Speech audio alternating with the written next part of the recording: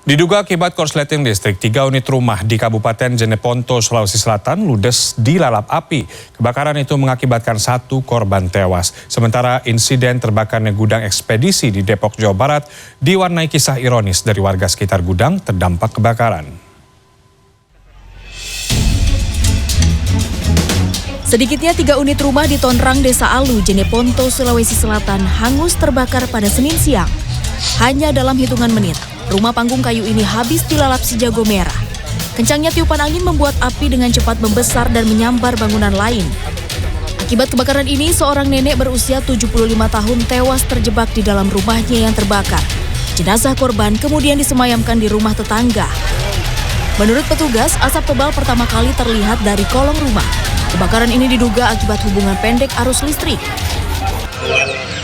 Kejadian kebakaran yang ada di dusun Desa Aluparuan, awal dari perempuan mantan, setelah itu merembet ke rumah Haji Senudin. Ibu gimana kan toleransi sama sekali? Saya korban. Adu mulut warga terhadap pengelola pabrik yang berada di areal kebakaran gudang ekspedisi terjadi akibat pihak pabrik melarang mobil ambulans milik PMI yang akan mengevakuasi warga korban kebakaran parkir di halaman pabrik. Warga yang panik terdampak kebakaran gudang menjadi emosi kepada pihak pabrik. Dibahas, kita udah berikan air loh. Dia memberikan air aja masih dia bahas.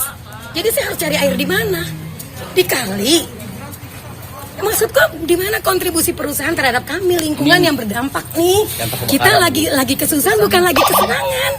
Kalau kesenangan kita tahu perusahaan ini memang nggak banyak kontribusi ke kami. Kebakaran tidak hanya berdampak pada gudang saja.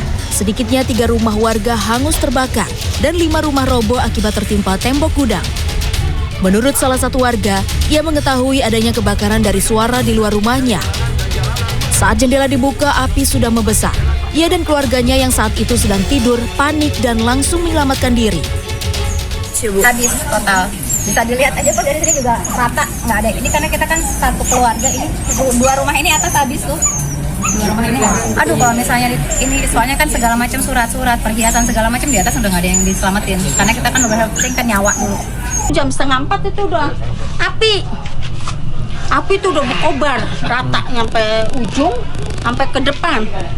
Sudah gitu saya lari terbirit-birit ya. Pas jam ajan subuh, ini tembok nih ambruk. Tapi suami saya masih di dalam rumah, nggak bisa berbuat apa-apa.